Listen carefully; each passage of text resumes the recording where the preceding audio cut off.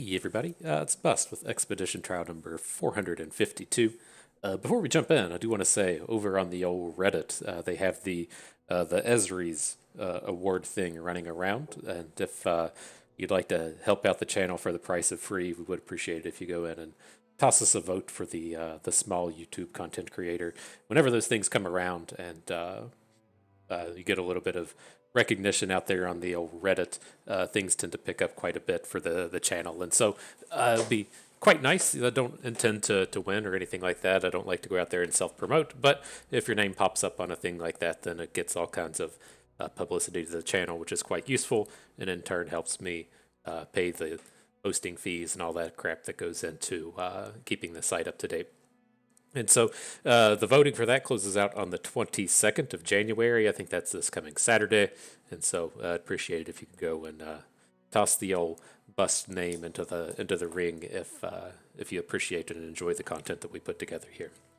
But with that aside, let's go ahead and jump in here, see what champions show up. I'm sure we'll get a fantastic trial together here for everyone. And cool, let's draft this Katarina, am I right? This is a pretty reasonable set of champions. I can't remember the last time I tried to be like, let's call this a Katarina build around.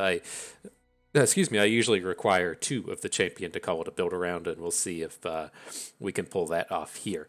And so if you are out here just looking for your 7 winner, I would recommend this Nasus. It's quite strong. He's one of probably the strongest champion out of Shurima, but you typically don't play 3 copies of him, and I'm really usually happy to get this kind of archetype going. And then we just drafted Kennen in our previous video. So this Katarina sounds good to me. Let's get her pulled up on the site. We're just over here at ftpbus.com. We'll be on the front page. We'll make our way to this little drop-down box and find our way to Katarina. And so, yeah, this pairs up with. Oh, hang on, I'm getting confused because I misclicked. There we go. Pairs up with Quinn, and it's trying to take advantages out of attacking multiple times in the same turn. And so imagine you have a scout unit on the board, you give it quick attack, then whenever that unit attacks both times, it gets quick attack twice. And so this really starts to boost itself up if you're able to give your units bonus attack. And so if you say play a riposte onto a scout unit, you get multiple attacks and you're getting extra value out of those ripostes. And so Katarina has some ways to give you some rallies so you can get multiple attacks in. Her flip gives you the attack token when it comes into play, and then you're going to have cards out here like Shunpo that give you the rally. And so it's not, a full strategy I really like to pursue. It's not that strong. If you're able to pull off this stuff to where you've given a quick attack with the Legion Drummer to something, and then you play a Shunpo and you get to attack with all that stuff again, you've realistically already just won the game. And so I don't chase after it too hard, but it's not to say that a lot of these strategies aren't powerful. Legion Drummer is extremely strong, works quite nicely with the likes of the Trifarian Challenger, whatever that's called, works well with every Challenger, so that would be a high-valued one. Comparing to Demacia, things like Challenger Bird really appreciate the quick attack as well. But kind of the big strategies and the big things going on with this. Legion Rearguard lives here. The Strength in Numbers does not, or not Legion Rearguard, my bad. Legion Marauder lives here.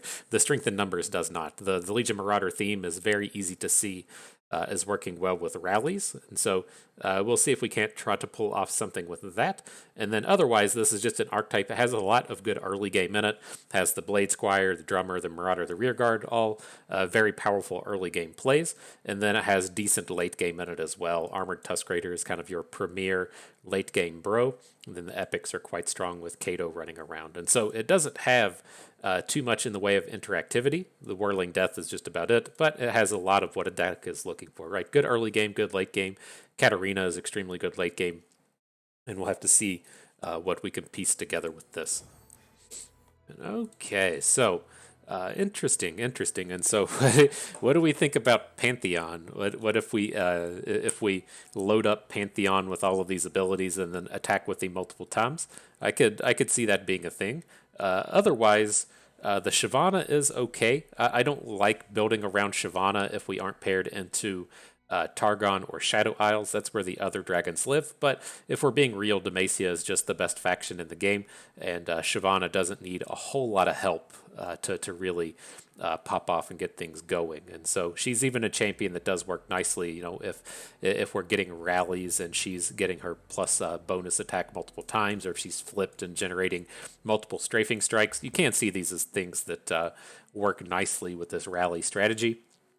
And then Stalking Broodmother also has Scout, so it can get multiple attacks in. So lots of combos there. With this Nami, I don't think this is going to work out nicely with Noxus. There's not a lot of spells. There's not attunes. There's not ways to generate spell mana back, and a lot of the stylistic combos we get out of this Nami deck just don't combo that well with whatever is in Noxus. And so I think this is kind of interesting. Like, I could definitely see this Pantheon kind of working. Like, if we're able to assemble some of the Reforges, then we have ways to just target our stuff over and over again. But I don't think that's going to be like super easy to pull off. I think I'm just going to come over here and pick up the Shyvana and try to still piece together this scout kind of based multiple attacks thing. And we're gonna make this a Katarina build around today. I feel like there's enough Shyvana running around between you running into Shyvana multiple times every draft, and we've covered off on her quite a few times on the channel here. So we can still at least get something going. Let's pull up this Fist of the Dragon archetype again real quick. I'm curious if there's any other kind of minor combos that we could have turning up out of this. And so taking a quick peek at these, there is only the one scout unit in the Stalking Broodmother. That's kind of whatever. Screeching Dragon is the premier kind of Dragon Bro that we would be get going out of this. He's still, of course, quite fine. Just standard dragons things happening here. I was curious if something like Challenger Bird lived here. It does not, and none of the other early game challengers like Larent Bladekeeper live here, or Larent Protege doesn't live here. But we could probably still get a reasonable deck together with this. The only downside to taking this Shyvana is it is the Demacia one. It's going to kind of dilute the Noxus we see whenever a Relentless pack shows up, since the Demacia pieces will be showing up on occasion. But I think that'll still be okay. I like a handful of the Demacia cards that come out of the Relentless archetype, seeing things like Relentless Pursuit turn up. But with this, I don't really want to stack too many of these rallies. We already have Shunpo, and so I'm going to let this one go and just come in and pick up the Cadrigen. It gives us an interactive spell in the Strafing Strike, and he does grant Challenger, which we're pretty happy to pick up across the board. Okay, so what are we doing with this one? Just jumping right into this, the elites. I wouldn't be like opposed to this. This stuff is kind of on theme, right? The Honored Lord getting challengers, and the Ardent Tracker having Scout. I just worry about having cards like Ardent Tracker. He's going to be a little bit expensive, and we've already picked up quite a bit of top end here. And so I think I'm just going to come over here and pick up the Succession. Make sure that we have some early plays happening here. Okay. All right. Well, not the greatest collection of cards. There is the single combat. We don't have too many combos with Senna, and then these Noxus cards are fairly weak. I think we're just going to come in with the single combat here. We're pretty locked and loaded on interactivity at this point. We've got the two Strafing Strikes, one single combat, and then the Prismatic Barrier. So we can get reasonable things happening there, as long as we can land a dragon. And all right, not a bad set here. I would love this if it was like Legion Drummer and Fleet Feather Tracker, but there's no complaints about adding in these Screeching Dragons. This will be our first one here. This is like the premier mid-game card in the format. Okay, so interesting. All of these are interesting, am I right? We've got the Ruined Dragon Guard here, just a super strong early game play. 3-4 for 3 is incredible. 3-4 for 3 with additional upside is incredibly good. And so this is probably what we'll just stack off on here. I don't think we need to pick up cards like Tusk Raider, since we're going to just have enough top end as it is. This is a really strong set of elites down here to the end. Things like Retribution things like Succession just fit into the curve so nicely, but I'm not going to pass on the Dragon Guard. And I really like having one copy of Confront. I used to talk a lot of trash about Confront, but I've like more and more grown happy with having a singular copy of it. Okay, so as this goes, I think we just want the Screeching Dragon. We are starting to like get too heavy into the top end. Like we need to find some more two drops. Usually, when I'm talking about drafting dragons, I talk about the importance of picking up the collection of two drops. The challenger guy with Behold and the dude that generates dragons. You got to just have the early plays, and you tend to just let the late game fall to you because there's not a whole lot of difference between playing like Cadrigen and a Vanguard Cavalry. Like, yes, we would prefer Cadrigen, but it's just like an expensive dude, and the stats tend to be all you care about. And so we'll have to work on our early game here a little bit. I'm not going to go in on the Honored Lord. We'll pick the Screeching Dragon here, but we do need to kind of make an effort to pick up some early plays. All right, well, here's at least one. Here's the Dragon Guard Lieutenant we were just talking about, and the Grand Plaza is strong enough. We don't have too many of the Relentless style combos here, but the Grand Plaza works quite nicely with a lot of the cards that we've already picked up, works nicely with the likes of Succession, and so happy enough there. Okay, interesting, interesting. And so the premier two out of all of these, right? You have the Grenadier, the Egghead, and the Blinding Assault is the Egghead. But I think I can kind of immediately discount the Grand Plaza. I don't want two of them. And the Cavalier is expensive, but I think the Researcher is probably just the one we want. We aren't really being super aggressive as to where Iron Ballista is going to be a highly valued unit. Okay, this one's tough. I would love to have the Rangers resolve, but I'm going to go with the Bright Steel and the Vanguard Sergeant. Again, it's another 3/4 for 3 with upside. These just shut down so many combats. Glad to add all of these to our deck.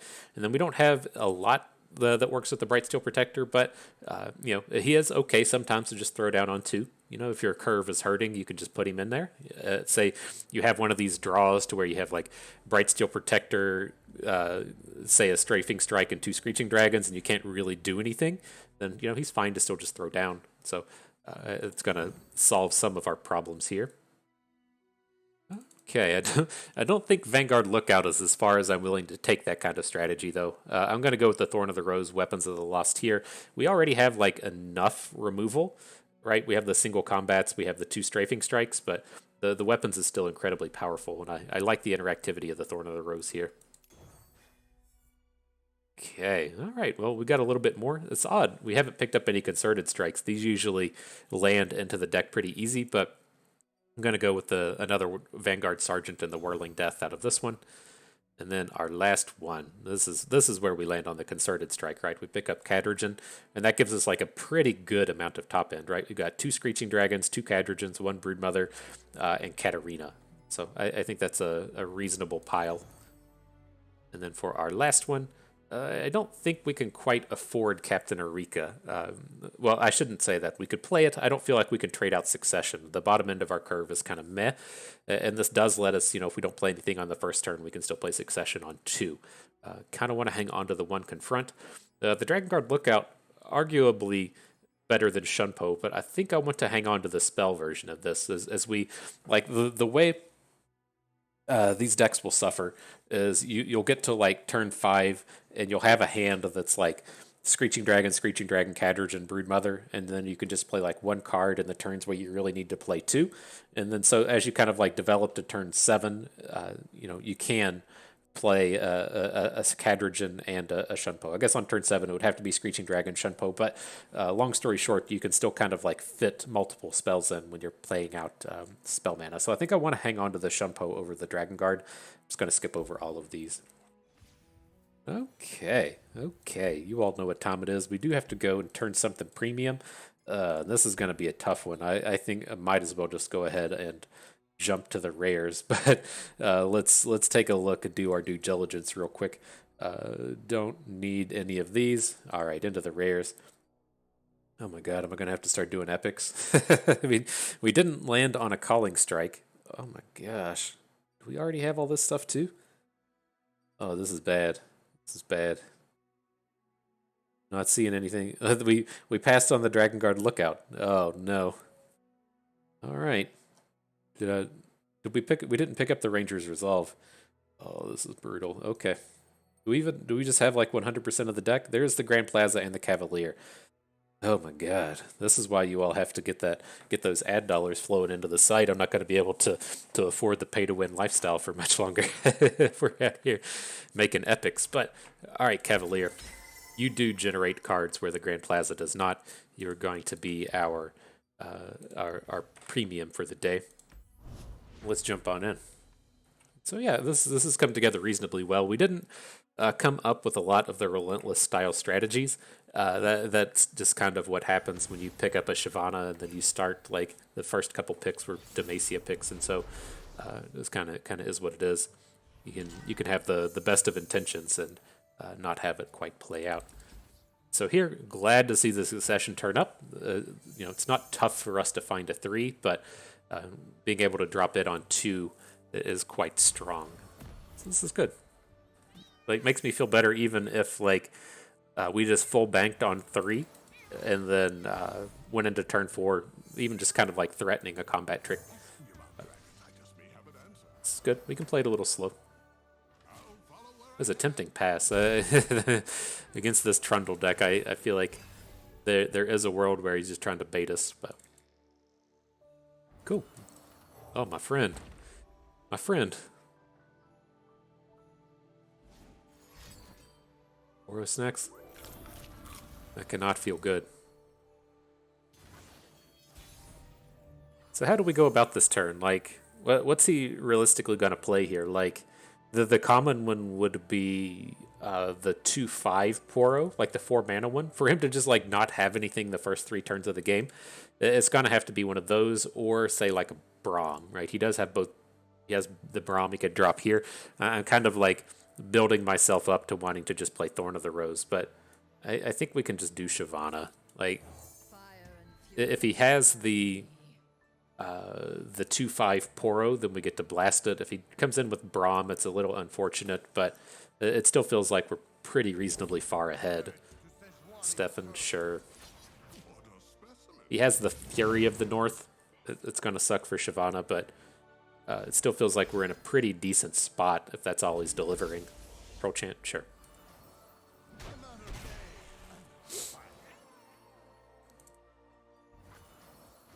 And we can start to make these big plays on our next turn with the likes of Silverwing Vanguard and the Brightsteel Protectors. Prevent this. Give us a little bit of time here.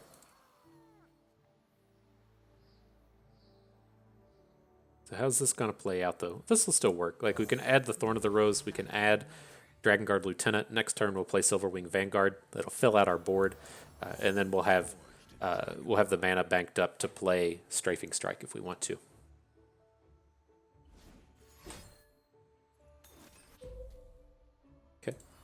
I was like, oh no, not Avalanche, please. But I'm glad to see that fall now as opposed to right when we're going to drop Silverwing Vanguard. Also gives us some board space, so if we change our mind and want to drop this Brightsteel Protector onto Shyvana or whatever, we have some options here. Don't think that's going to be the case. I mean, we have the three challengers, and so we can probably just go with the Brightsteel off of this. I guess we're going to have 4 challengers since we add him to the board.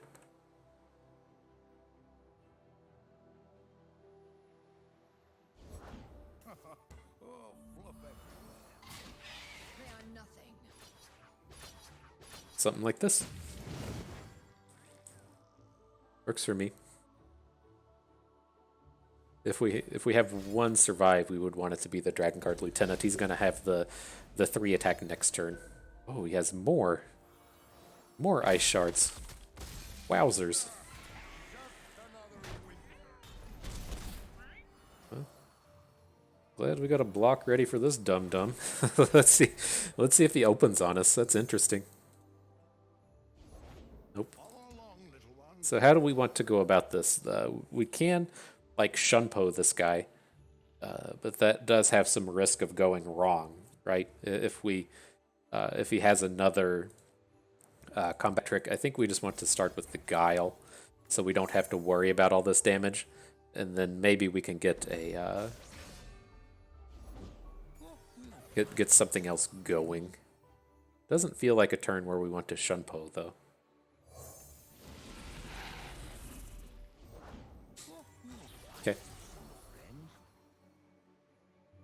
You can technically block with Shyvana, right? Since she'll see the Stalking Broodmother deal a bunch of damage. Well, that takes away the plan, but if he messes this up and we get to block with the Broodmother, the Shyvana will boost. For Jarvan.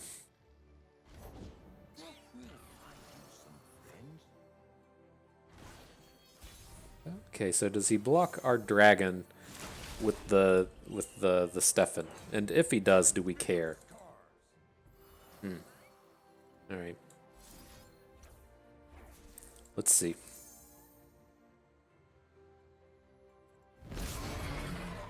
So we lost an attack, but we don't lose our dragon at the end of the day. That's fine.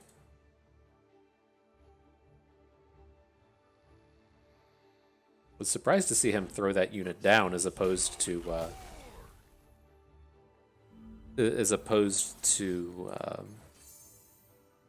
just blocking with like a little Poro or something to prevent the damage. But let's see, do we worry about Fury of the North here? I mean, I'm just gonna go in on it. Take down the Trundle, the biggest unit here. We should probably just try to bring down these Poros in case he has another Poro snack. He didn't have the tricks earlier, and so hopefully we just get the takedown on Trundle. Okay. Sure.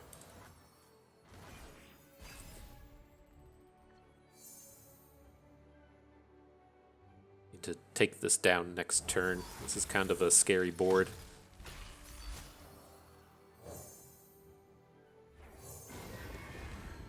Alright, Dragon, you could double Challenger.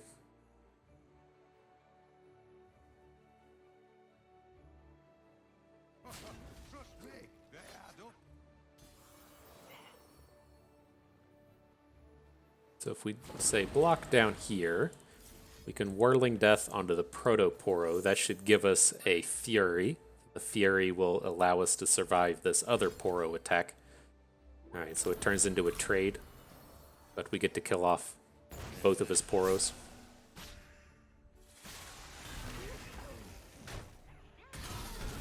Dude's had so much value. I want some of that. Seeing all these Poro generators out here. Okay.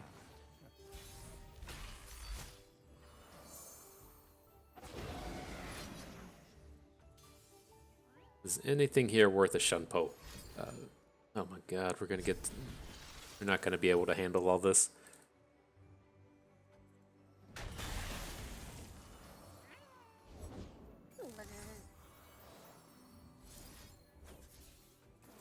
But let's take down what we can.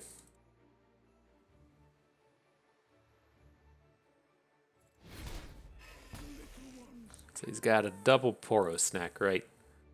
He can only play one. We can still survive all this stuff. We're gonna have to do this.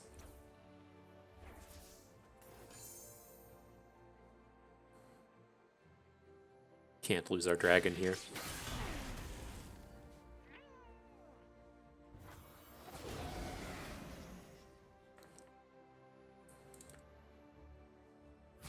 Alright, well that feels at least decent. He can, if he wants to hook down our dragon next turn because it's vulnerable, he has to use his good Poro. Oh, fuck. Alright. It's too far behind on this one. Okay. So much card draw coming out of that. That was bonkers.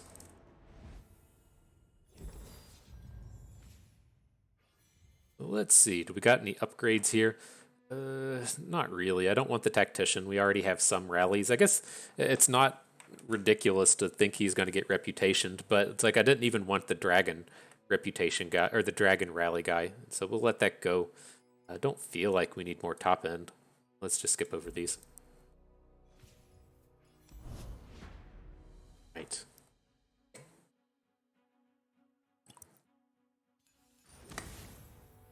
The new opponent has been found.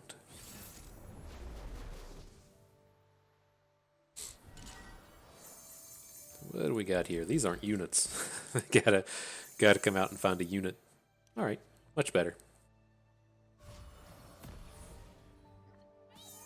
There's our Cavalier. This is what's going to make or break the game. Knowing how premium he is, he's just going to hit the proper the proper ones every time. And I'm curious about this. Like in that previous game, we had the option to play Succession on 2 and didn't, and ended up just playing Egghead Researcher. I'm curious if that was a mistake, and we should have just opened with the Succession just to get all the stats on board, because you don't really care about generating a dragon on 2. We don't have a lot of combat tricks here either. We didn't come up with any Radiant Strikes or give your team Tufts or whatever.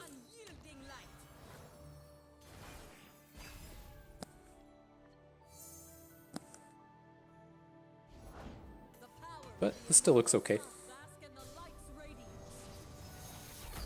Enjoy attacking into our 3/4s.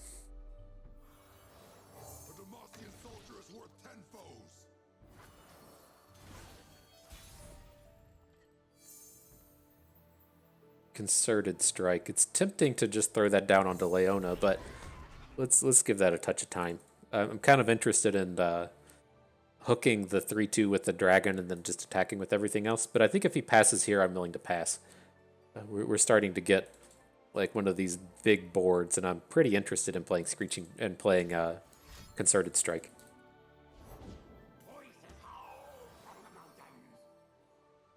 Why did he specifically choose this one? Is that going to be a Fury of the North? I mean, sure. He has 5 mana and plays a 2-drop to sit on 5. Like, feels like this would be a Fury of the North into taking down the Screeching. That was a fantastic combat. Okay.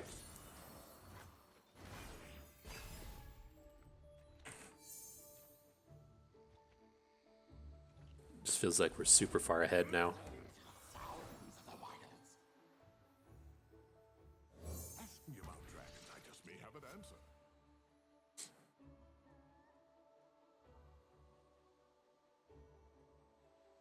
Check out these dragons.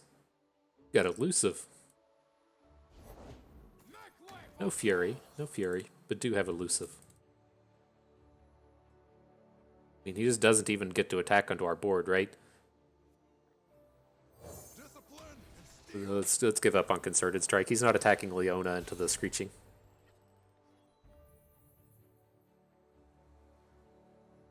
Okay, I like this. So we need to keep the Dragon Guard back. Everything else can attack. Hook in Leona. And then we're looking to just make Katarina plays here.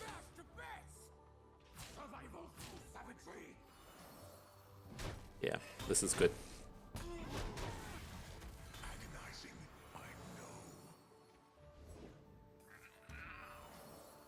Oh, I thought this guy was going to fall to 1. We're slightly behind where I wanted to be. That's okay.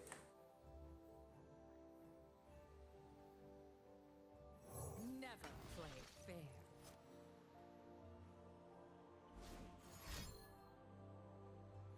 Watch this be something I don't approve of. We're going to Concerted Strike Katarina back to our hand and double attack next turn.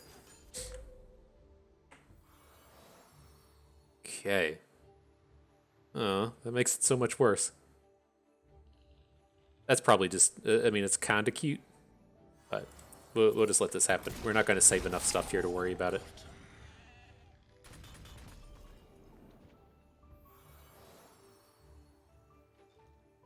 It is me. Please calm yourselves.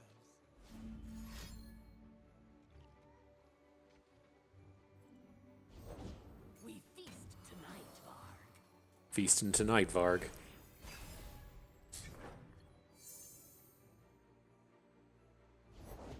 You say, eh, whatever.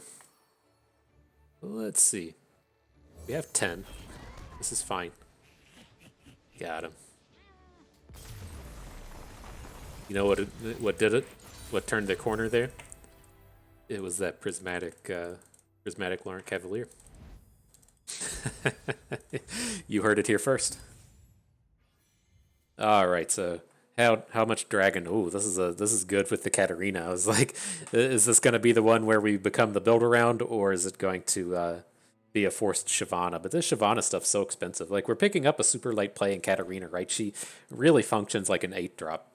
And so getting some good early stuff with the drummer, I dig everything happening here. All right, yeah.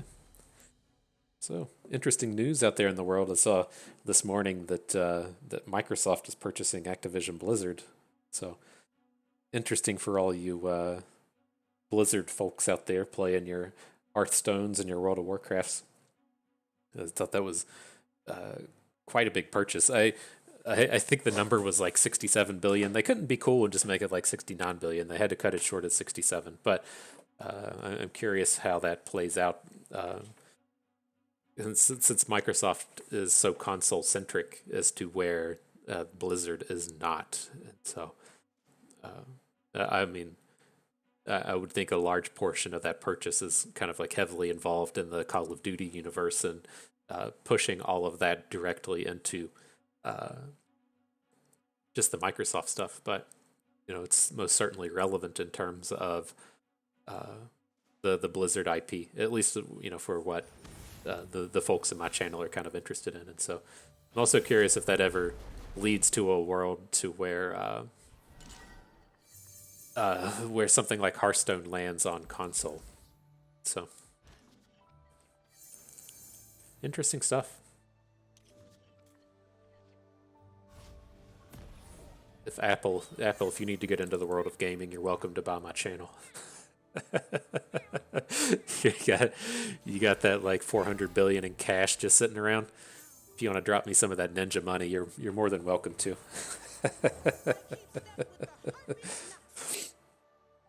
I'll sell you my website if you want it. Oh fuck, this is bad. All you dudes out there at Apple, you know, I'm in free agency right now. If you want, I'll sell you the site. Sign the contract. We're good to go. All right, on to the action here. I wasn't expecting to get popped by Diana. That's I know we've drafted her recently, but it's just been like such a long time since Diana was at the forefront of everything. I've gotten kind of not used to just getting blown up by this challenger play. But she should be like so much stronger now with her getting the challenger on every nightfall. I'm quite curious how she plays out the rest of the way. I think she should, you know, just be absolutely fantastic in terms of blowing up Vandal City. So I'm interested. Let's see what happens. We'll give this a little pass. I know that like I want to see what the nightfall is going to be. I assume it's going to be the 5/3, and I would kind of like this turn just being us striking Diana, blocking with our Vanguard Sergeant, and then getting the takedown on Diana. But this is a little worse. There's no way he's passing though.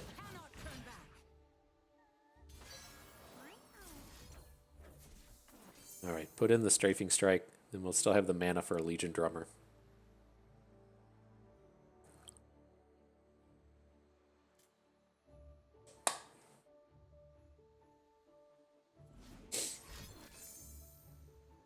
Interesting. This is just a cycle. Must have been. Unless he has like a backup Diana he's trying to super level or something. Alright. Then we'll drop the drummer. Should be able to get a pretty decent combat this turn. We can... I don't think we want to get the Shyvana going. It's just... I would rather be able to, like, they play any unit, then we can, like, quick attack pick on it here. And then, assuming he didn't play something like Ravenous Butcher, his only block with the 1/1 onto Legion Drummer seems pretty positive. That was nice. I mean, he seems to have a lot of the Slayer style stuff. I know they did put Ravenous Butcher in the Nocturne archetype for whatever reason. And so I'm not surprised to see that turn up, but this is kind of giving me hope that we might get to like spike a Naked Spirit Leech with our Katarina Blade's Edge. He just throws down Nocturne. Interesting.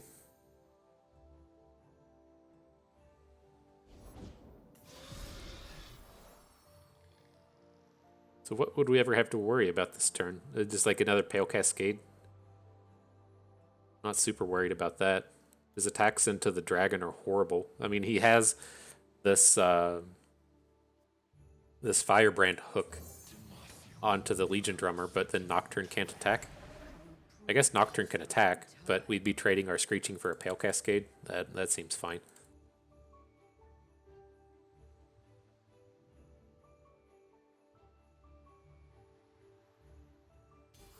Okay. It's got 3. I was trying to envision this play where we play Katarina, Blade's Edge, the Firebrand, and then drop Weapons of the Lost, but that's just too expensive. We're not pulling that off.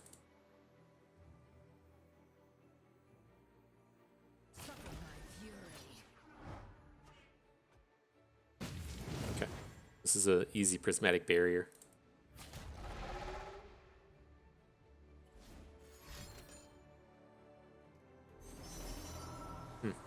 He's going to be doing the Pale Cascade onto Nocturne. That's fine. Oh, Unspeakable Horror. Also fine.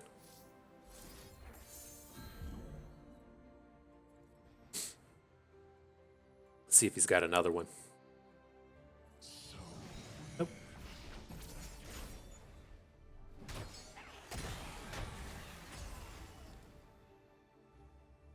Looks good to me. One sling, a bunch of targets.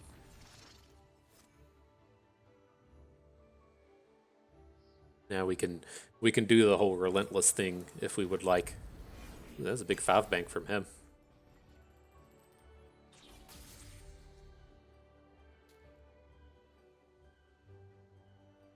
It's unfortunate with Katarina. You can slam a 4 Demacia on her, but it doesn't really do anything. She gets the 1 strike in and it falls off. Huh. Okay.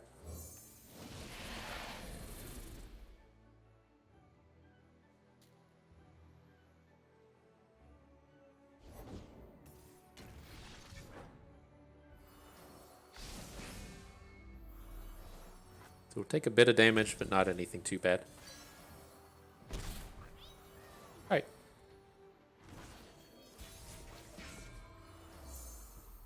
Quick as the blade.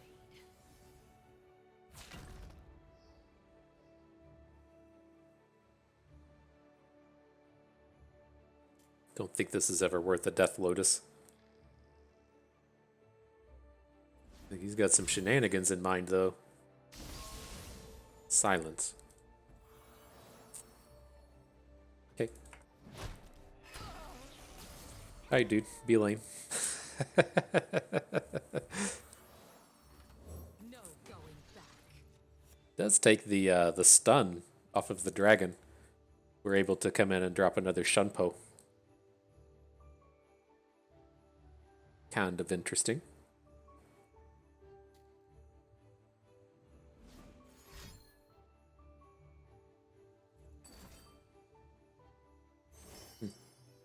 Says she will not be attacking today.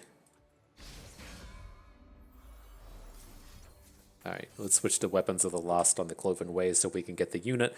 We'll Blade's Edge to face. No, we shouldn't Blade's Edge, right? If we can, like, just save the mana for Shunpo, please.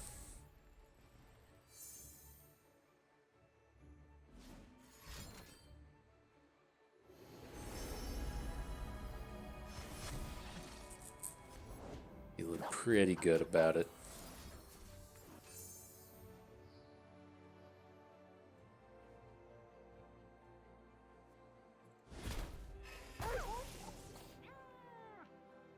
Alright, the squad is ready to come in. Better behold something good. The kind of ideal attack here, if he doesn't get to interact too well, would be to use the Confront onto the Stalking Broodmother, get the Scout attack, then attack with everyone. Katarina comes back to hand, then replay her and rally. But we may find ourselves in the space to where we need to just play for Demacia. Doesn't seem like that's going to be the case. This is a much easier way to just end the game this turn.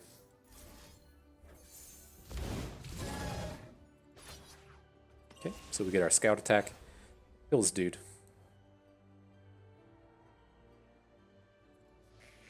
Yeah. Doing it, Katarina. Nice. Nothing better than attacking a bunch of times, right?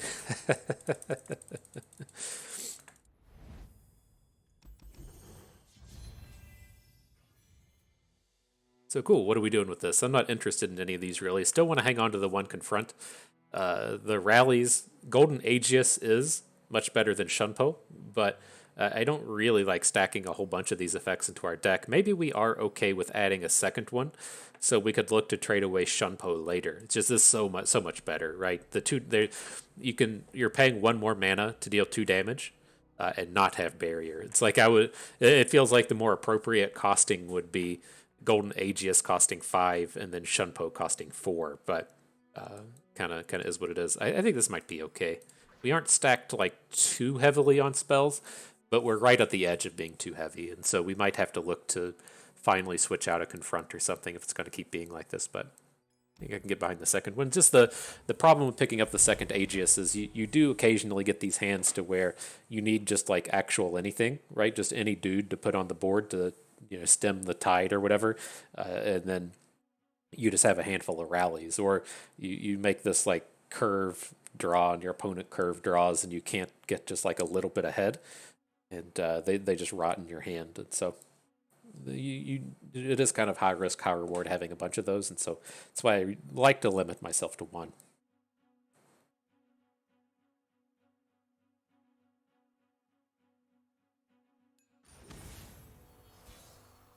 Hey, what is this?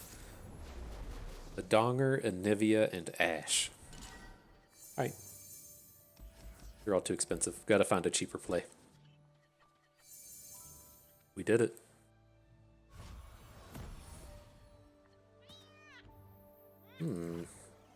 The Grand Plaza line. You can do this to where you full bank into 3 and then play the Grand Plaza and then drop a succession. I think I'm actually pretty on board with this.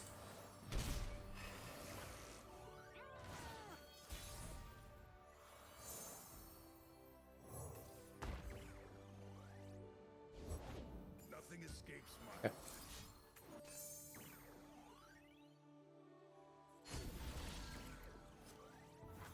attack formation.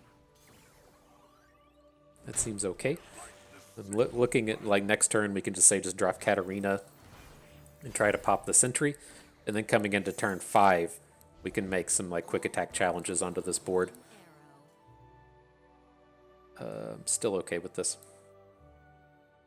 Let the bloodshed begin.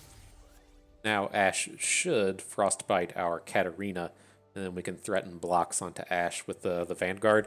And if he has to spend a Troll Chant or whatever, then it's not the end of the world. A little unfortunate, but okay.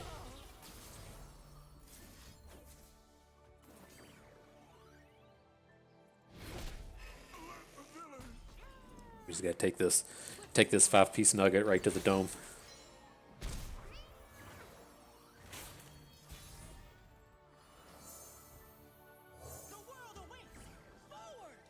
All right, we got the challengers now. Wouldn't be surprised to see opponent have like a Brittle Steel. That's the kind of common line you see coming out of these Ash decks, but I mean, he's playing 3 factions and stuff out here, so it's not entirely guaranteed that he's going to have one. Dragon Guard gets around it as well.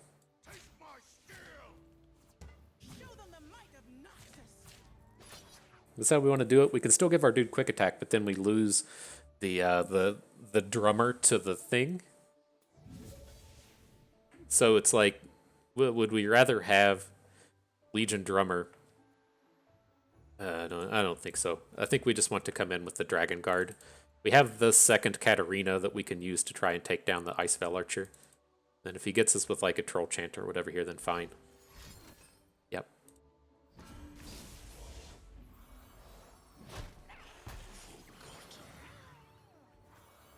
Still okay.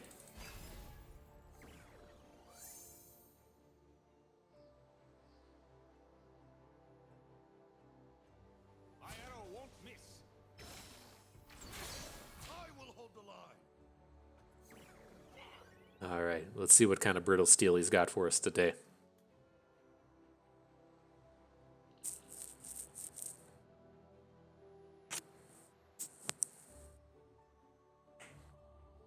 Got to use the perfect combat trick here.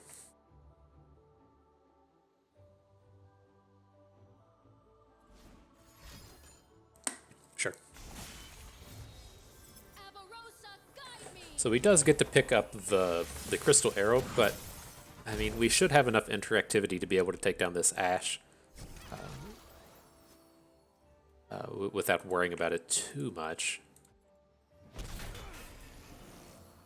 No going back. Take down this dum-dum. And now, I mean, we can still play like the dragon and perhaps make a single combat play next turn. And the single combats with Katarina, I'm pretty sure she survives it. If she strikes and returns to hand. I'm not exactly sure how that sequencing plays off.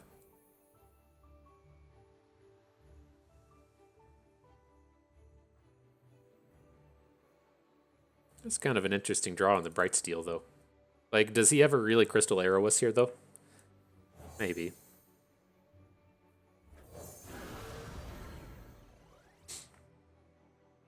If he Crystal Arrows, we can try and single combat this, or Dragon single combat, however we want to go about it. But lots can go wrong this turn. I'm curious if we should have just played like the Bright Steel and tried to go for a concerted strike play. Alright. Let's use the expensive one.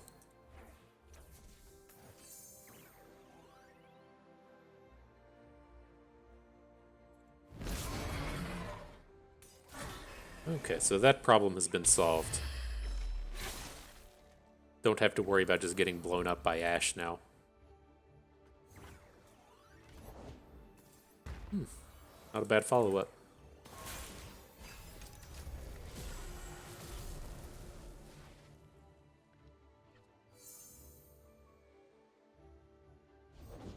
You're already Just right into Trintamir, huh? My name, not my reputation.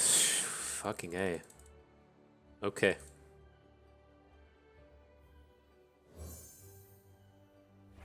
got your back. Wow. That's one way to do it. Live to fight.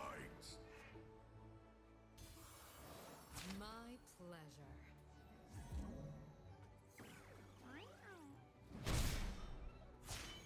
pleasure. Okay, so we got the flipped cat. Violence solves everything.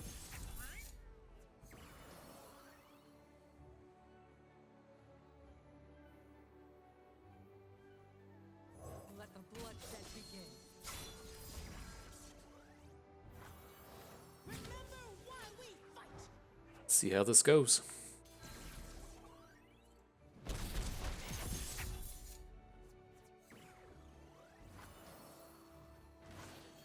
All right.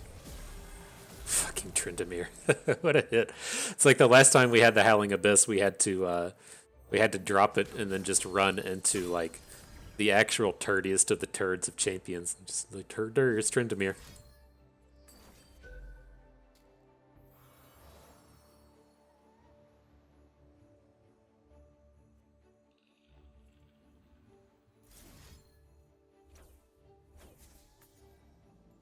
Okay.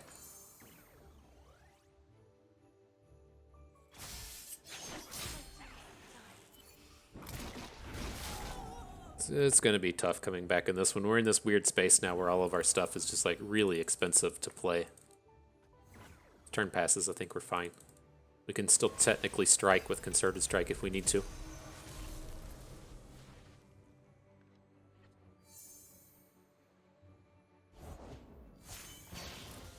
About right. About right. Well, I don't think that was a generated Anivia though. This draw has certainly been better than what we've been able to present here. Let's soar. Strike Katarina first, Dragon second. So this should put Katarina in our hand. So she's protected from the dumb thing, and then the dragon actually gets the kill here. He's gonna get the egg, but we at least have like tons of stats coming through this line.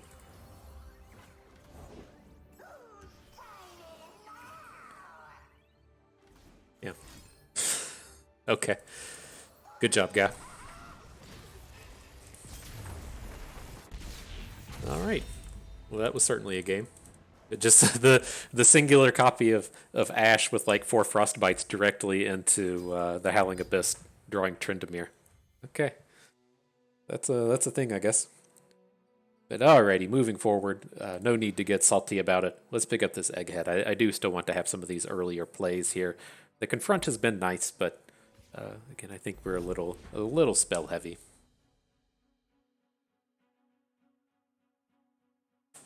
Yeah, I have fond memories of the last time we played the Howling Abyss. I knew there was a game where I had it on board for like 5 and 6 turns, and it's just like every time a champion came up, it was just like fucking turds. It's just not the good ones.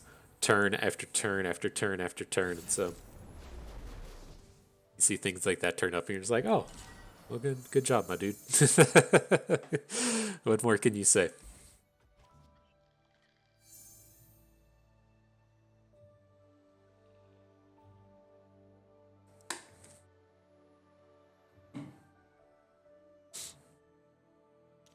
All right, so reasonable curve. It's like I'm still kind of like spitballing in my head the idea of doing this this succession on 2, and then just a small bank on 3. Trying to trade out the Legion Drummer here. We don't have any challengers to power it up with. Now we can just like play it a little bit slow. We can drop the Egghead Researcher here and bank 2, and then we'll be ready with like Shyvana and single combat mana.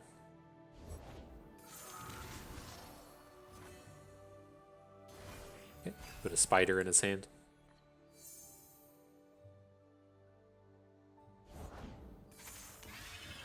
The dragon's rage claws to get out.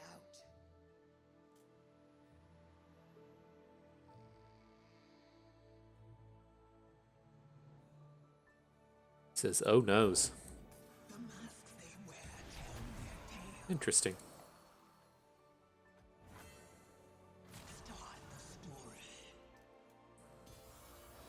And just the one. Like,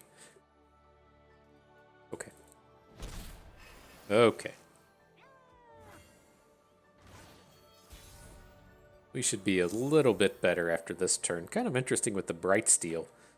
But I'm thinking of just dropping the Screeching Dragon, trying to control this board a little bit, and then we have like concerted strikes for the Screeching. I just feel like this Shyvana is probably going to get popped by a Vengeance before we know it.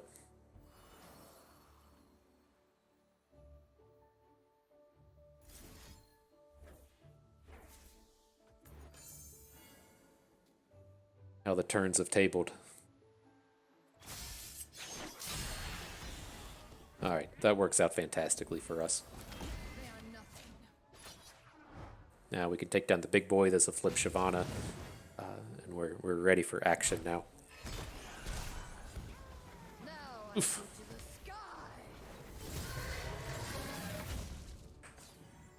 It's dragons out here doing dragon things. Feels good.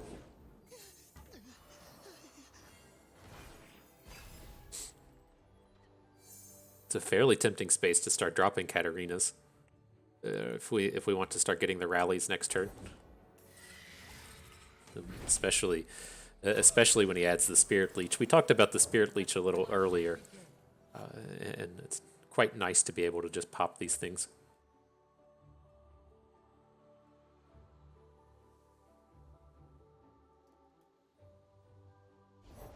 The winter's claw strikes. Does he ever really try to attack with this dum-dum? Can't imagine, but we'll at least shut this down in case he does. Okay, now we have a big open next turn. My We should be able to play rally Katarinas. You can interact a little bit, but it doesn't seem like the kind of place where he has a vengeance unless he just like immediately drew it. Follow where I can.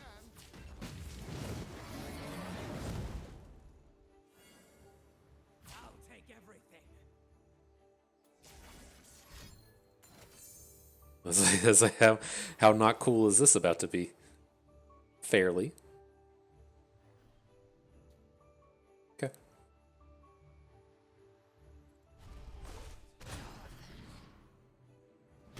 So we'll be short of lethaling this turn. We can replay Katarina No one gets in my and play a succession. Can't get a lethal. I think it's fine. Then we can start looking to say like double Katarina or whatever on the following turns. We can play Blade Keeper Katarina. We got lots of things that can be done. no going back.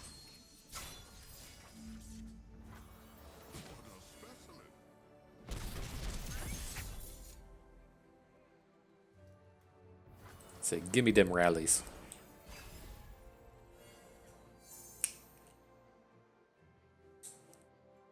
Lawrence Chevalier ready to go.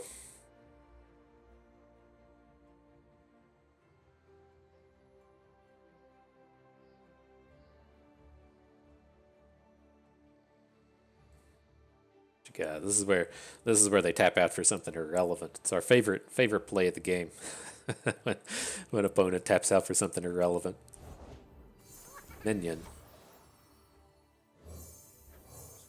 Okay, let's spread out the damages here. We'll have 4 separate units that can present a lethal when it comes time to attack.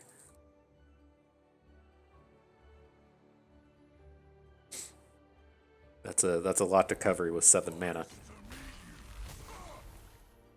Trundle, I don't feel like you're the answer. Could have something like double brittle steel if we want to come up with outcomes where this doesn't just win us the game.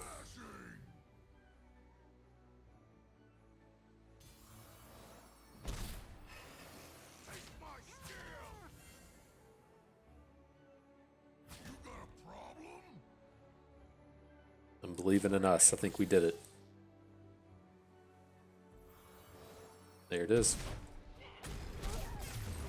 All right. So yeah, here now that we've like officially made ourselves a Katarina deck with the 2 copies of it, I'll look for something cheaper. I don't really like playing like 3 copies of Katarina. Her flip isn't that good, and then the other copies just don't do a whole lot. But there's Kadrigen coming out of this. He's kind of interesting. Like the Shyvana, we'd be taking basically just for the Shyvana. Her flip is good though. She flips into Confront. I just feel like the games to where we've drawn multiple Katarinas and they've been good. It's kind of been on the back of our opponent playing a bunch of like Spirit Bleach type cards, and I don't think we really need Kadrigens in this deck. And so it's going to come in and pick up the additional Shyvana. We do have too many Kadrigens now. Like 3 6-drops isn't where I really like to be, but we've made it work before, right? I mean, we've certainly had decks with like multiple armored elephants in them and been okay, but elephant has overwhelmed. Calling it the Cavalier. That reminded me. I was watching the football game last night, and the dude kept saying Marvel Studios prevents Moon Knight or whatever it's called. He says the new movie from Marvel Studios.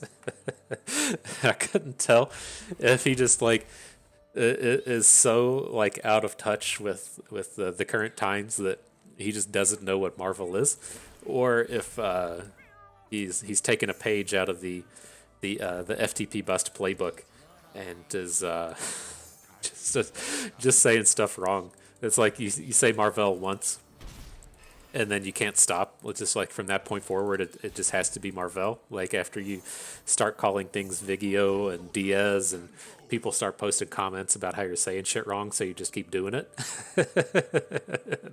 I was wondering if that was this guy's angle, and I was immediately on board. Like at first, I was hasty in my judgment. I said, "This is silly. This fuck can't pronounce words right." And then I stopped and pondered a little bit more and said, no, he's in the The FTP bus. He went to the FTP bus school of saying things good. All right, but let's go ahead and get these trades in. We did have this kind of line to where we could have dropped like a point of damage with the researcher, and then once we've done the researcher, we could drop Katarina for the Blade's Edge. None of that felt like particularly strong. And if you note, this guy is playing Lux, and he just played a 5-mana Remembrance, so it doesn't activate any of his Mage Seekers. We'll see if it's relevant at some point. Usually don't recommend doing stuff like that.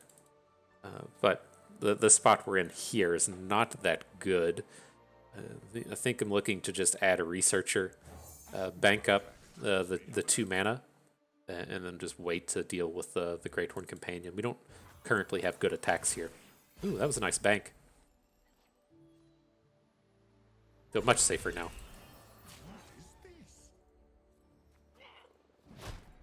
Gonna add the Screeching. This like stalling on this 1 point of mana lets us play Riposte now if we need to.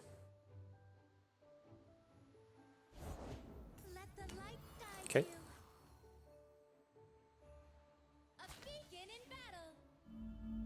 Could not block faster.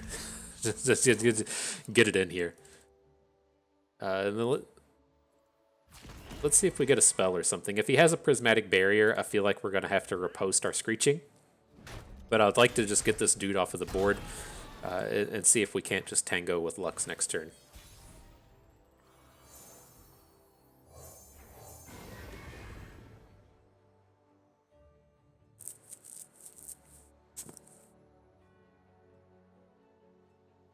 If he wants to play, there's not a lot of big spells that are problematic here. Like, Reinforcements is fine. Woodland Keeper. So this is going to be back-to-back. They are nothing. Hang on. I don't like that.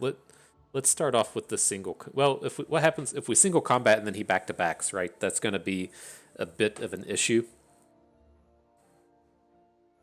So I'm leaning back to just doing this and riposting.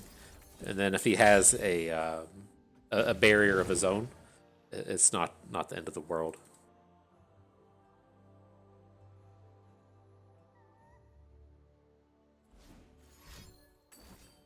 Detain. That wasn't on my radar. Sure. Still think he has back-to-back, though.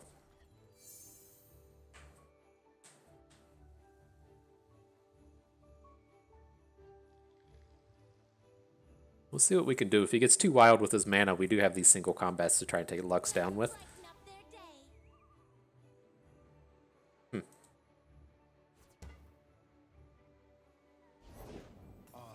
the blade in the darkness.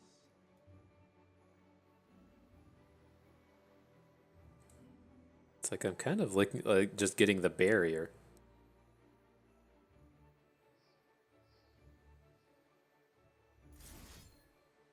Okay.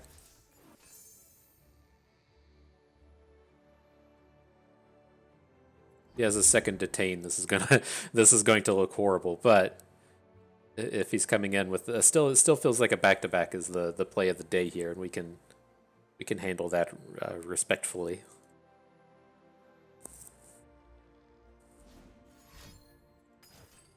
Redoubled Valor.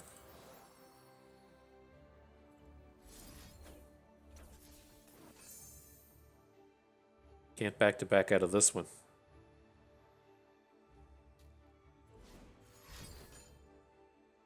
Purify, so it loses its barrier. What's the purpose of this? So our unit now dies when it battles with Zed? Or I guess he can final spark it.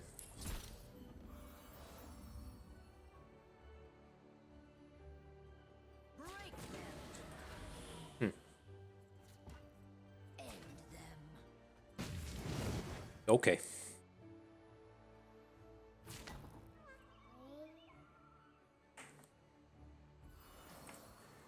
No barriers. He's going to final spark Shyvana. Then he's going to attack with Zed. We can block the Zed. We don't even really have to block Zed. It's probably the safer course of action, though. I mean, we can let him flip. Take 6, fall to 12. Okay, that's not that bad.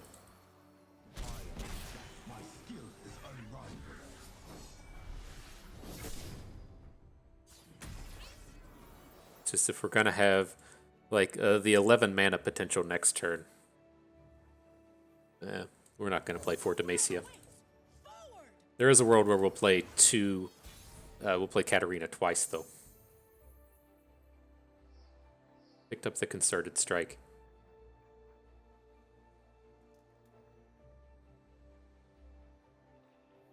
I think I still just prefer Katarina twice. No going back. And then if he tries to get into Zed shenanigans next turn, then we can still do stuff with Concerted Strike to try and shut down the attack.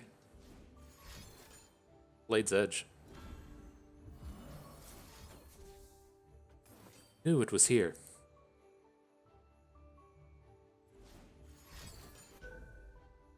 He has a memory cloak.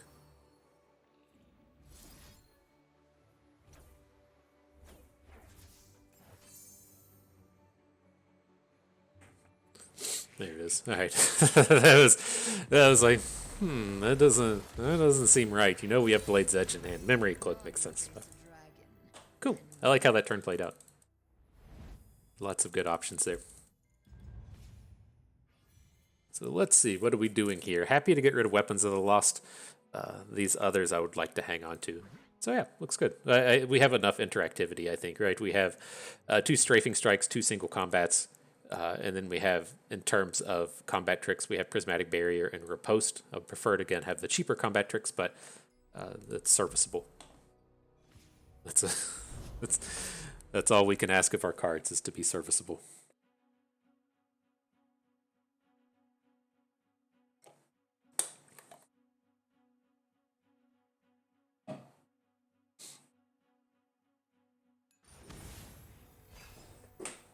Oh, Rumble.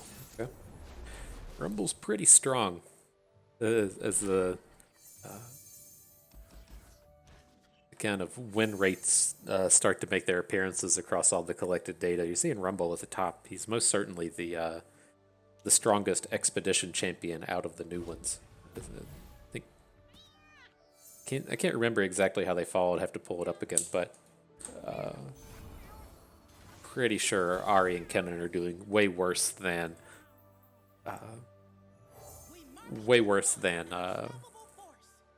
Pantheon and Rumble. Here, I want to start with the rear guard.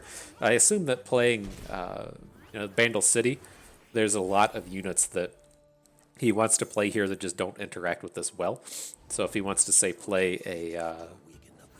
he had to have just drawn the Physician unless he's shooting for value here. But so if they play... like Bandle Commando or something. We have lots of options to take that stuff down.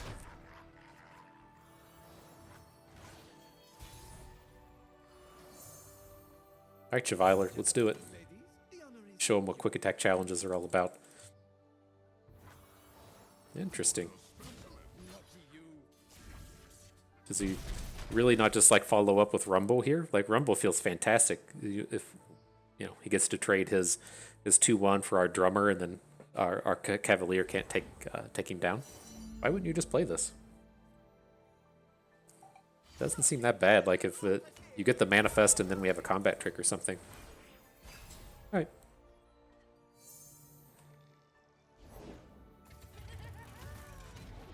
Discard. Oh, you can discard champions with this thing? Discard a unit. He discarded Rumble to this, but that's interesting in that the Rumble is a play ability, so I wonder if he has another Rumble in hand and intends to boost him. Well, that's going to be something for next turn. Not liking this combat here, but... let's add the Screeching. I'm just going to take this. The next turn we're going to do the Shyvana and the Bright Steel. Ooh, do I even like that? It's like... we pick up single combat.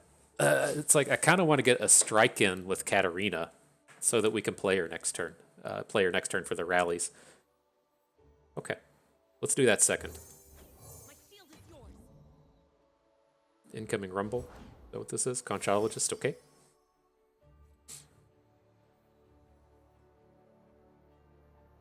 What wondrous discoveries await below? We could single combat here. I want to see what they decide to add to the board. Arena promoter. Have to worry about a lot of cards, though. It's very easy for them to have like whirling death style stuff coming off of this conchologist. Gets a blocker, that's okay. Victory. My deal is yours.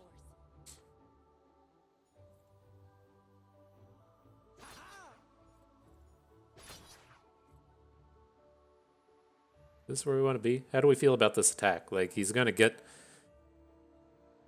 let's say he puts like conchologist down here, the grenadier down here, then he can still safely block with arena promoter. Trying to think if I want to like stop and play a single combat before we bring these attacks in, or if we even want to bother. Like, what if we just make this attack? Katarina. Okay. Like, I don't think we need to be in a hurry here. We just have like so much blow up potential with these Katarinas that like we can get this bank to 3 mana, play a dragon next turn, and then coming back to our next attack token, just be ready to attack 3 times with Katarina. Like, lots of powerful shit that we can come out here and just do.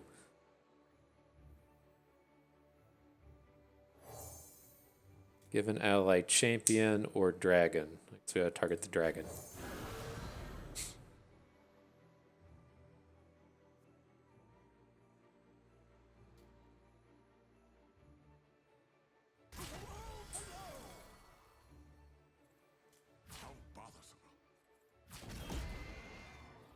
I'll stop you. This all looks good. He's got to have some kind of trick here.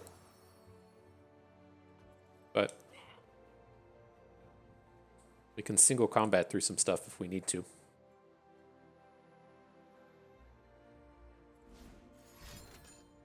Brothers Bond.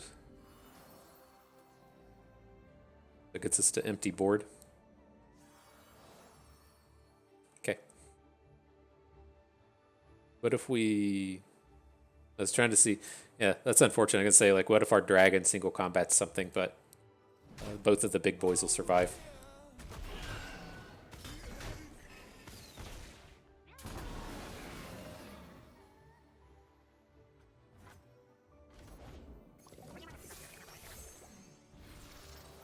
Okay, so here's where we let them play Rumble, I think. I'm looking at it doing a quick attack challenge onto this little dipper, and then we can play Katarina. That'll give us a rally. Then we can put Kadrigen onto Katarina to give her the quick attack, and then try and take his Rumble down that way. I think I'm pretty on board with this.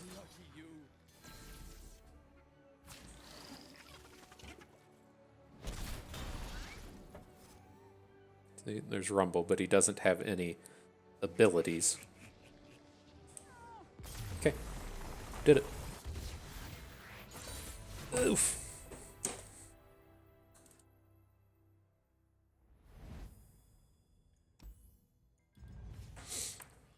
Alrighty. What are we getting here? Don't need more Screeching Dragons. We have 3, right? Yeah. So I want to keep the Concerted Strike. Shield Breaker's not very good, so we'll go ahead and skip over that one. Cool. Alright. Pre-final battle. Getting ready. Oof. Yeah, this has worked out kind of nicely. This Katarina's played swimmingly in here. I'm usually like not a huge fan of drafting Shyvana in factions that aren't Targon or Shadow Isles. It's just it seems like you're not like really hamstringing yourself because Demacia is just so good, but you do miss out on a lot of the kind of minor combos and some of the curve filler and stuff, and so it's kind of awkward in that sense.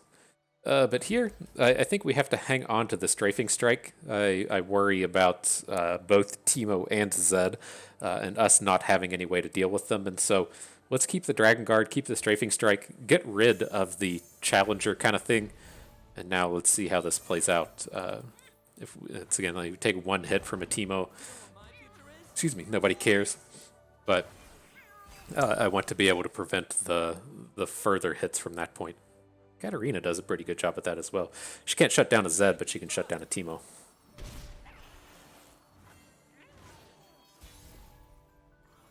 Don't think this bro is quite worthy of a takedown just yet, and so we'll give that a little bit of time.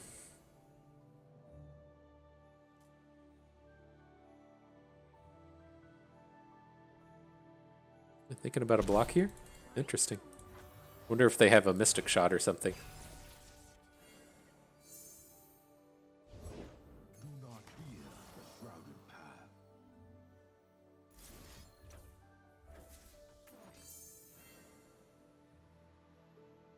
Okay, just go ahead and get this out of the way. If he has, Twin Discipline style combat tricks or whatever, we would prefer the Zed to die before he's able to get into combat.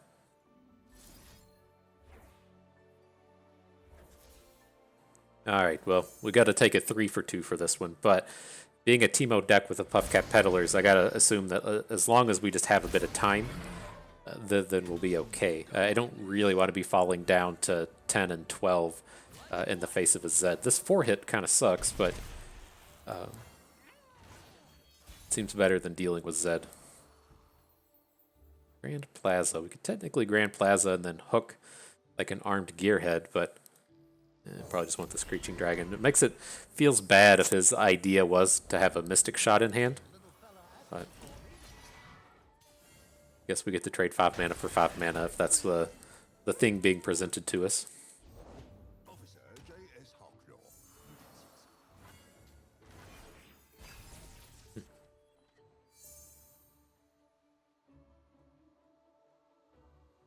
Does he open again? We got some options if he doesn't open. It's like I'm looking at just dropping the Egghead and then doing a concerted strike. Also lets our Screeching survive some of these combats. Oh, this one is so dangerous if we just want to drop the Katarina. I mean, I guess the Teemo's not anywhere near flipping. So that's the idea, is we're going to try and take the Teemo down with the Blade's Edge, but... Oh, is he going to burst through this? Is he able to burst him in? Let's dance. Back later. Like this? So, like, what are the chances that he has 2 spells here, right? If we Blade's Edge, and then he has, like, 1 fast spell, then the Teemo's going to flip and render this useless. But he has to have 2? Well, he can, bursts as well. Alright. We're not going to do anything else with our mana besides play Blade's Edge, so I think it's probably safe enough to just go for it. Memory Cloak? Okay. So we don't have to take the flipped hit, we're just taking a Lil Pop.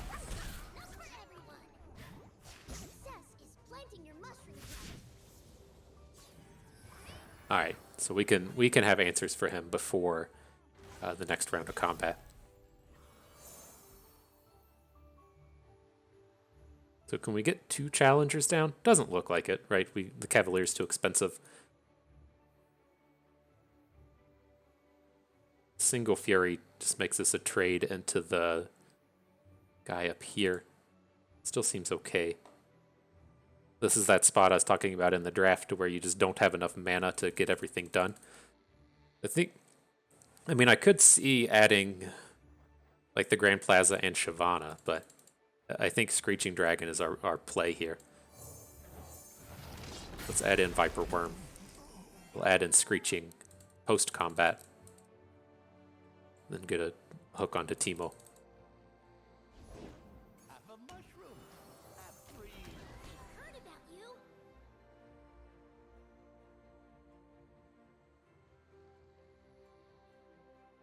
So how wrong can this go, right? We need to leave ourselves in the space to where we can still play a concerted strike next turn to kill Teemo. Like, I don't care that we have like 18 puff caps or whatever, but I do care if they get doubled. And so I don't want to like run the risk of all of our units dying.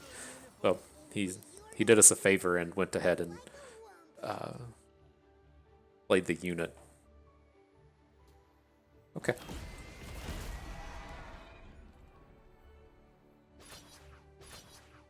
Kill the ones that matter. The Teemo and the Peddler. Leave one blocker back just in case. Alright. I'm on board.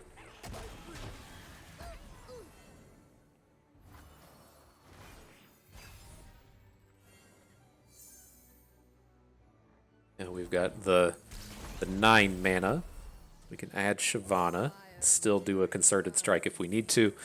The thing to kind of look out for now is I don't think we can win the game next turn with the 4 Demacia, but it would be worth pursuing.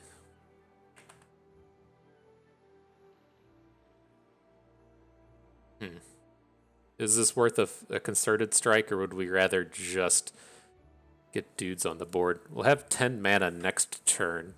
Well, 9, 10 if we bank. So we could still, like, Sergeant plus 4 Demacia, but it's not nearly as good if we lose a unit here.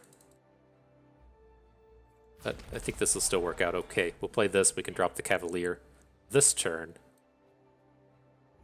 And then next turn we can look to Vanguard Sergeant plus 4 Demacia. What is this? 3... Like if, say, he blocks the... Well, he's probably going to have another unit here as well. Okay. What's this? Twin Disciplines or something? Why is he taking an hour on this?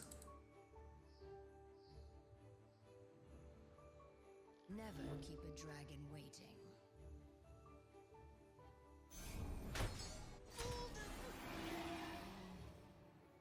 It is me. Please, calm yourselves.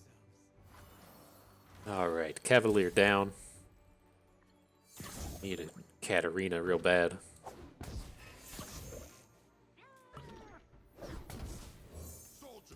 And then we'll see. There may be no reason to just play the 4 Demacia this turn. Like, I assume that he's just going to have units here. But, like, we're not going to be able to punch through enough.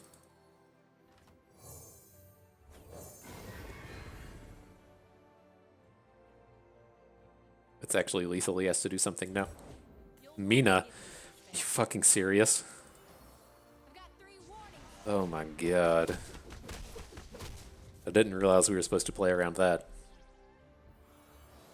Fight me. Lucky you. Alright. Well, this one... It's not 100% done, but it's pretty close to done now. I guess we're only looking at kind of a damage a turn with these puff caps, but... Ugh. I guess we're drawing 2 cards a turn, though. Have a mushroom. Have 3. Where is the... We just drew... I thought we just drew a Vanguard Sergeant. Did we overdraw it? 1, 2, 3, 4. Yeah. God, that sucks butt. The dragon's rage claws Okay. I go ways to find me mushrooms.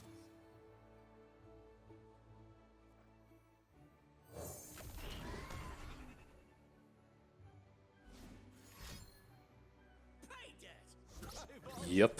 Just make some sad noises.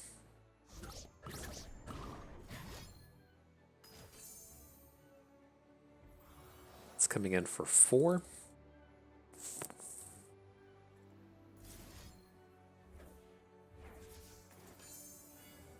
Alright, well, let's take down a unit while we can.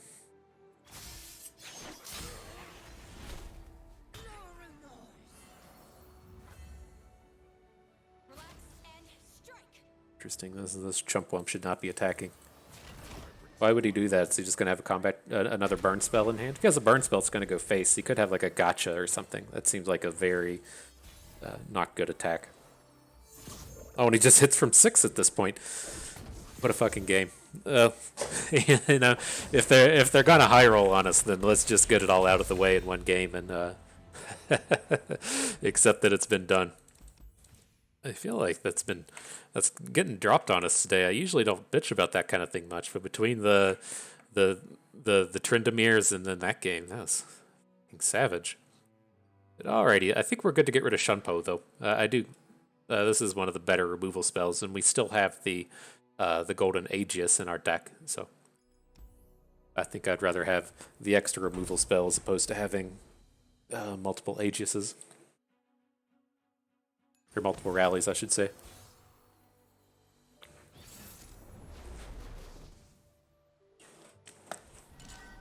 What are we getting into here? Mono Bilgewater with Pike. Can't imagine that we're going to be running against Lurkers with Pike on the right. If you're playing Bilgewater Lurkers, I would imagine you want 3 copies of Pike. This is either 3 Twisted Fates or 2 Twisted Fates and 2 Pikes. So that's odd to me. But we'll see. See how many blood baits he can put to the top of his deck. Alright.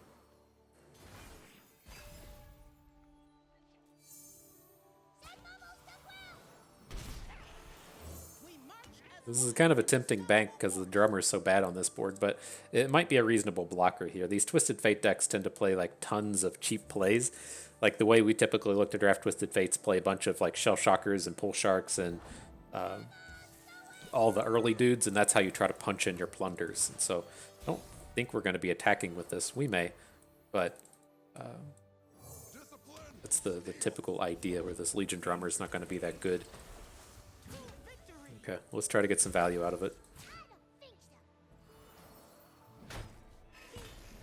This way, if he wants to put a block onto the Vanguard Sergeant, he has to throw the Shell Shockers down. But this is why I usually don't like these style of attacks, is it's very easy for them to have 6 units on board, to where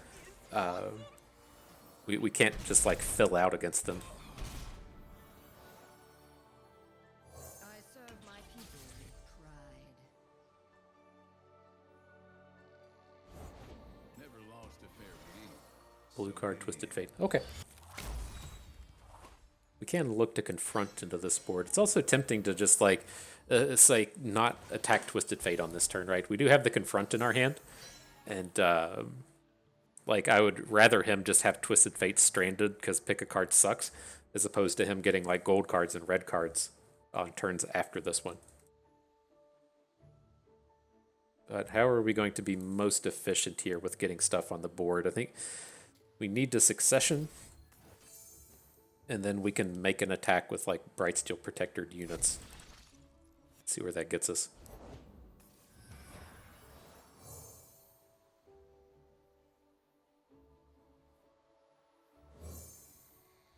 My shield is yours.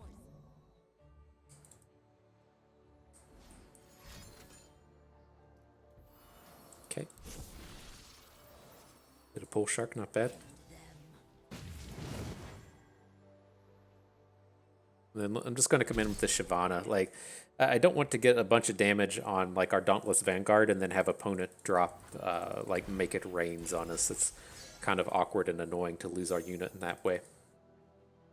So I'm assuming this is going to be an open. Give us some room. Where's the artillery?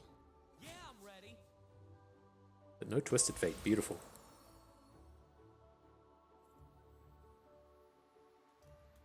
Doesn't look to have any generated cards. We can just block the Pull Shark here. Come in on these. Okay.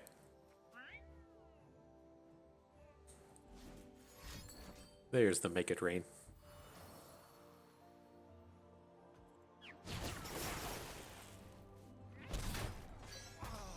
Alright, so I mean, we'll certainly take over the board after this point. It's just a matter of, did we take too much chunk damage in the early game? See, this is what I'm talking about. I'm surprised to see him playing the pick of cards, or if you have Twisted Fate in hand, why aren't you just attacking with your other one? Given that given that he can come down and play red cards and gold cards and stuff.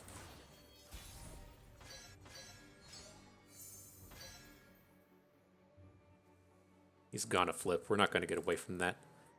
Like we could open here. How much do we care? Like, we're never lethaling this turn.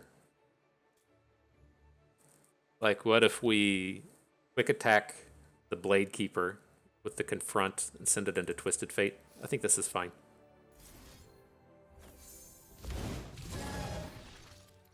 Show them the might of Noxus. They are nothing. Okay.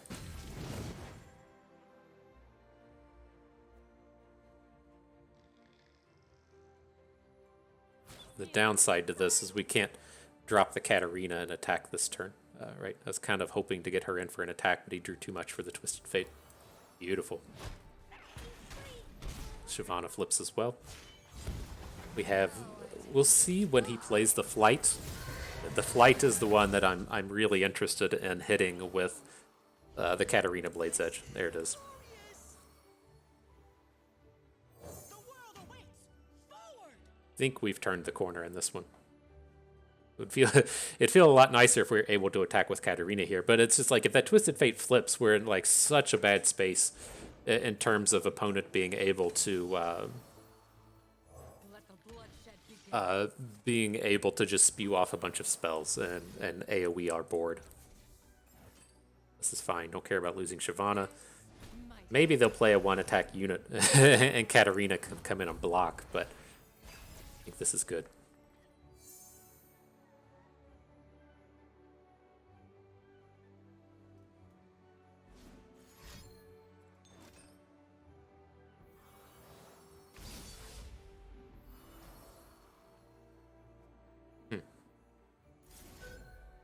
Sure. We can still kill next turn if we don't need the Fort Demacia. Assuming this Katarina is alive at some point and we get to just replay her over and over again. Don't need the Fort Demacia.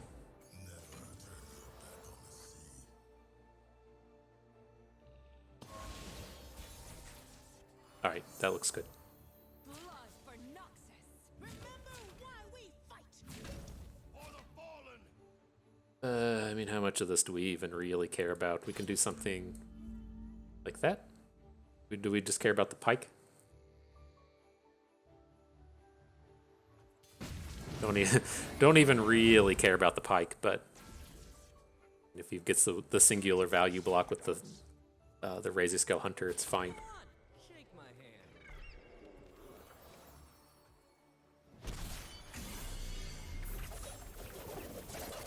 No one gets in my way.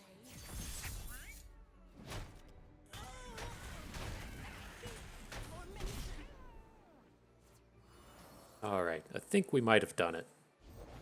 I'm always up for a round or two. Ooh, we blue cards. That's interesting. I was worried about this being a gold card onto Shyvana, but I guess we have him at 2. It's interesting. Never going to fail.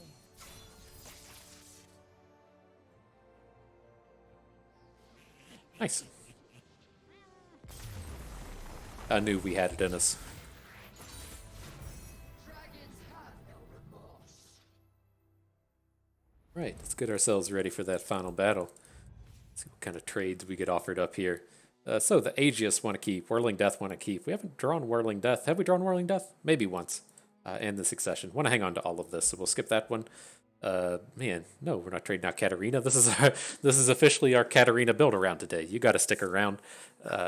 The sergeants we're keeping, and the one Grand Plaza I would like to keep, so we'll skip over that. Eggheads can stay. This barrier trade for the lieutenant is good. We're still kind of light on 2s. I think this is fine. And the last one, trade out a strafing strike for another dragon guard. I kind of like that. We'll still have the 2 single combats and then the 1 strafing strike, and then we pick up one of these really high-powered 3-drops. Cool. All right, let's get to battle. Oh. So yeah, we got to pull off some of the cool stuff in this one. Getting pretty good usage out of Katarina. And of course, she combos with Shyvana. Get all those bonus attacks in every turn. I dig it. I dig it. I'm curious what they do with Katarina. They've They made note around like the 3.0 patch that they didn't do any balanced stuff to the likes of Katarina because they feel like it should just be she should be reworked as opposed to buffed or nerfed or something. And so interesting what will be in her future. All right, let's drop the Legion Drummer and see what happens. I don't really plan on just attacking with it if we're not going to get any value out of it this turn. So let the Catalyzer hang out. See if we can't assemble a better turn. Not going to be worth a riposte.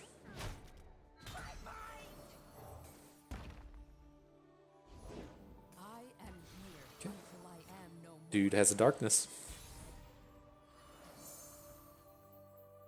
The more we learn, the less we fear.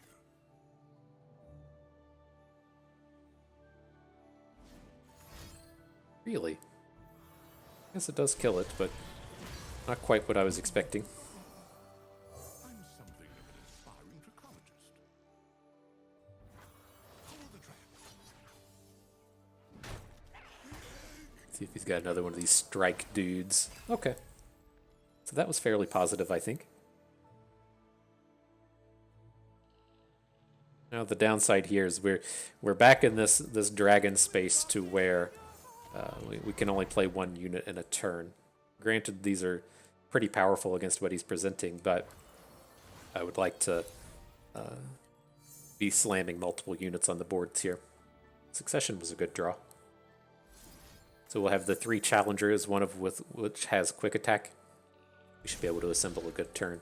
What's the worst that would happen? He plays like if he plays the 4/5 lifesteal guy, we might have to just plan to riposte. Anything can be scattered to its elements, even us. He does still have the darkness in hand. I think that's fine.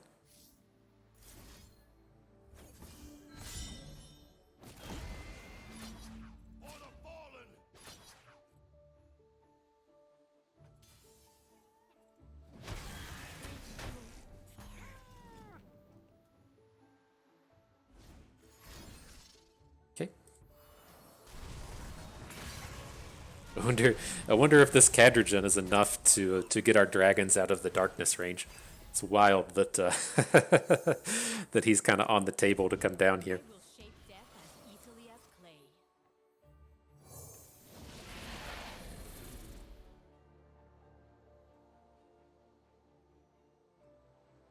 How do we feel about just taking 4 from the Sentinel? I am in control. Don't think I like it. This forces the darkness onto the Screeching Dragon, that's okay. It's going to take away a lot of his initiative to be able to do that. Or we could, of course, just play the Bright Steel.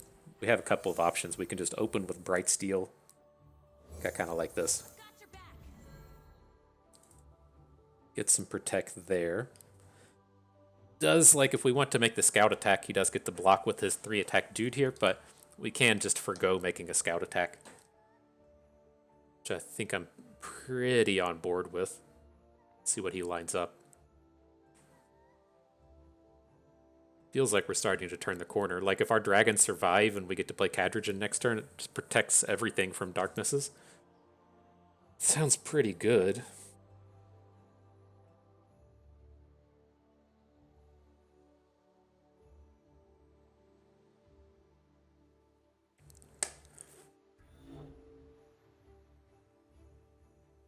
What you got for us, Carl?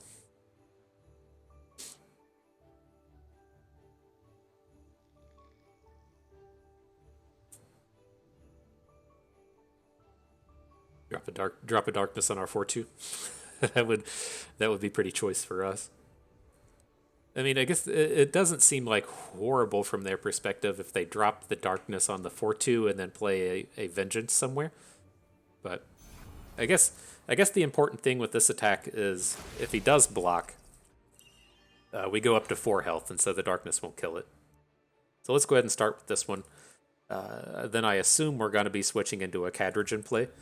Not completely opposed to just banking, or playing the Legion Drummer and banking or something, but I think this is fine.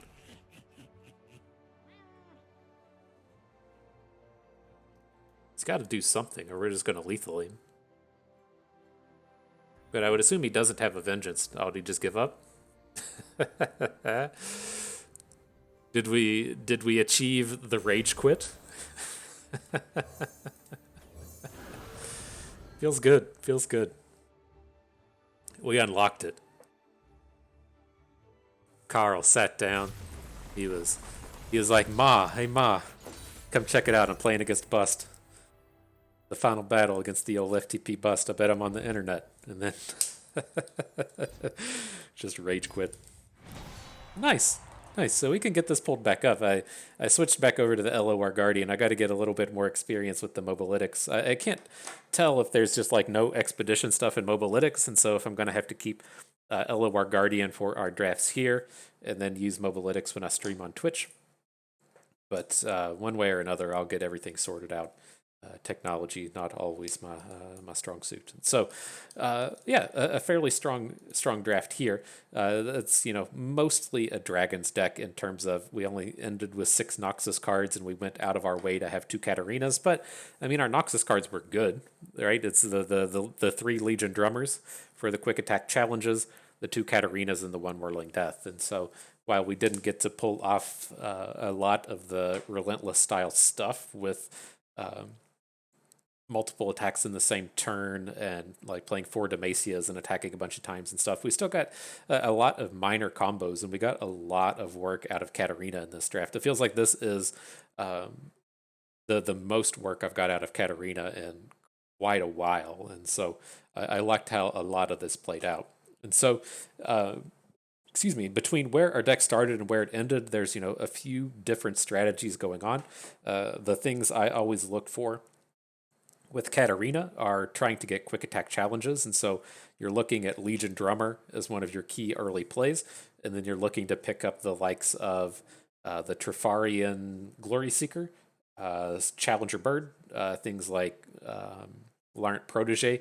The quick attack challenges are what let you get a big and wide board that is particularly strong with rallies. And so that is the kind of the idea you typically look with Katarina.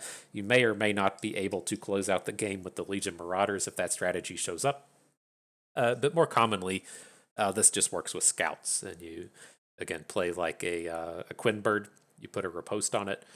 Then you get 2 attacks with that combat trick or something along those lines. And so that's the kind of general idea. But as we landed on the Shyvana, we had to kind of change our approach a little bit.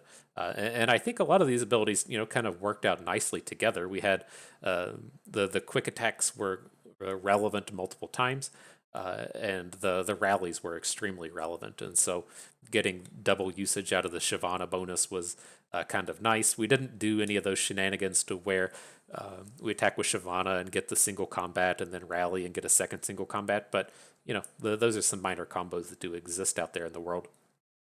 And then we did have some of these, smaller interactions like giving Katarina Challenger with Kadrigen. So we would have a quick attack challenge that way. And so, and interesting little combos that creep up all across the archetype. But I think the kind of big things to keep in mind here are challengers are quite good with quick attacks, and kind of keep in the back of your head, how can I best take advantage of a rally? And so we tried to take advantage of those rallies with just having a bigger board. If you're getting to attack with a Screeching Dragon and pick off your opponent's like small unit, and then they have to block your Katarina with the big unit, then if you replay Katarina, your dragon may take down their big unit. Now, just some little things like that are always good. But to me, like the real strength in this was just the Demacia. Vanguard Sergeant is bonkers these days. There's a storied history with Vanguard Sergeant and Expedition, right? He was first and foremost one of the reasons Demacia was so good right at the beginning of the game. You could easily assemble like 3 and 4 and 5 Vanguard Sergeants and just have 4 Demacias like every turn of the game once you hit the late game. And that was just extremely good whenever a unit in the game was a 3/3 and you're just generating all of these. And so they did the thing to where they just cut him from a lot of the archetypes. I think he still got to live in like Demacian Steel, and then they cut him everywhere because he was too good. And then the game kind of progressed. The 3 for 3 elites weren't that super strong anymore. And so they kind of scattered him out through expedition, and now he's a 3/4 for whatever fucking reason. I guess I guess it's to make him relevant and constructed. But these 3/4 for 3 are just bonkers in expedition. Like loyal Badger Bear has always been exceptionally good, and now loyal Badger Bear. I'm not going to say he's bad or weak. That's not true. It's just it's very easy to pick up Vanguard Sergeants and to pick up Ruined Dragon Guards. Just shut down the early game on so many decks. These just generate so many 2-for-1s on their own. Incredibly strong. And so that was like the real core of our deck here was we had some quick attack challengers. We picked up 4 of these 3/4 for 4. We made some pretty good usage out of the Grand Plaza. And then we built up with the dragons with the intent to attack with Katarina. So it worked out nicely. Got us a nice little 7 winner here. Give Demacia some more win rate. Maybe they'll catch a nerf at some point in the future. But that is going to do it for us today. I don't think we have any rewards to click on for those of you that enjoy that kind of thing. And so that is going to do it for us. So I hope everyone enjoyed the trial. You learned how to be a little more relentless with your dragons. You learned a thing or two along the way and had a good time watching. This is Bust, and we thank you for being here.